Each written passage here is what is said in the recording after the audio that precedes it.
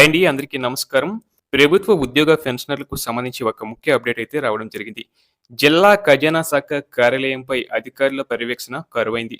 అందులో పనిచేస్తున్న కొందరు సిబ్బంది ప్రతి పనికి పైసలిస్తేనే పనులు చేస్తున్నారని, లేకుంటే సంబంధిత బిల్లులను పెండింగ్‌లో పెడుతున్నారనే ఆరోపణలు వెల్లువెత్తుతున్నాయి.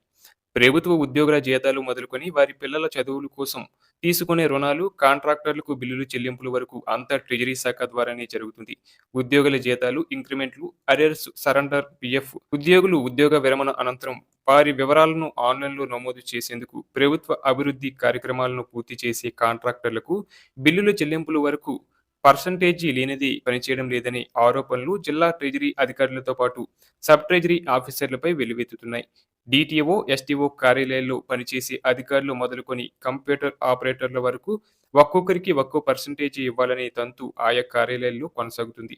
డీటీఓ, ఎస్టీఓ కార్యాలయాల్లో నడుస్తున్న లంచాల వ్యవహారం తెలిసిన వారు పైసలిచ్చి పనులు చేయించుకుంటుండగా పైసలివ్వని వారు ట్రెజరీ కార్యాలయాల చుట్టూ ప్రదక్షిణలు చేస్తున్నారు.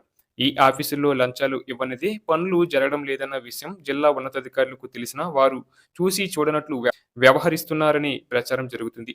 జిల్లాలోని ఎస్డీఓ కార్యాలయాల్లో పైసలివ్వనిదే ఏ పని జరగడం లేదన్న ఆరోపణలు జోరుగా వినిపిస్తున్నాయి. ఇంక్రిమెంట్ ఫైల్ అయితే ఓ రేటు, బ్యాంకు రుణాలకు సంబంధించింది అయితే మరో రేటు, కాంట్రాక్టర్ల బిల్లులను బట్టి ఓ రేటును ఫిక్స్ చేసి మరీ ట్రెజరీ అధికారులు వసూలు చేస్తున్నారనే ఆరోపణలున్నాయి. అడిగినంత డబ్బులు ఇవ్వకుంటే ఏదో కారణం చెప్పి ఫైళ్లను పెండింగ్‌లో పెడుతున్నారని బాధితులు ఆరోపిస్తున్నారు. కంప్యూటర్ ఆపరేటర్ మొదలుకొని ఫైల్ వెళ్లే ప్రతి చోట పైసలివ్వనిదే పని కావడం లేదని పలువురు పేర్కొంటున్నారు. ఓ జిల్లా అధికారి తన కుమారుడిని విదేశాల్లో ఉన్నత చదువులు చదివించేందుకు పెట్టుకున్న బ్యాంకు రుణానికి సంబంధించిన ఫైల్‌కు కూడా 10% పర్సెంటేజీ ఇవ్వాల్సిందేనని అధికారులు పట్టుబట్టగా అతడు అడిగినంత ఇచ్చిన తర్వాతే ఆ ఫైలును క్లియర్ చేసినట్లు తెలిసింది. కొందరు జిల్లా స్థాయి అధికారులు సొంత వాహనాలు వినియోగిస్తూ ప్రయత్నం నుంచి వచ్చే అలవెన్స్‌లను పొందడం, మరికొంతమంది ప్రభుత్వ వాహనాలను వాడుతూనే సొంత వాహనాలను వినియోగిస్తున్నట్లు తప్పుడు బిల్లులు పెట్టి వెహికల్ అలవెన్స్‌లను పొందుతున్నారనే ప్రచారము జరుగుతుంది. ఇదే అదునుగా తీసుకుంటున్న అధికారులు వెహికల్ అలవెన్స్ ఫైల్ అప్రూవల్ కోసం ప్రతి నెల 4,000 నుంచి 5,000 వరకు వసూలు చేస్తున్నట్లు సమాచారం. రిటైర్డ్ ఉద్యోగులకు వచ్చే అలవెన్స్‌లు ట్రెజరీ కార్యాలయాల్లో వారి వివరాలను ఆన్‌లైన్ చేస్తేనే అవి మంజూరవుతాయి. వాటిని ఆన్‌లైన్ చేసేందుకు కూడా ట్రెజరీ అధికారులు డబ్బులు డిమాండ్ చేస్తున్నారని బాధితులు ఆవేదన వ్యక్తం చేస్తున్నారు.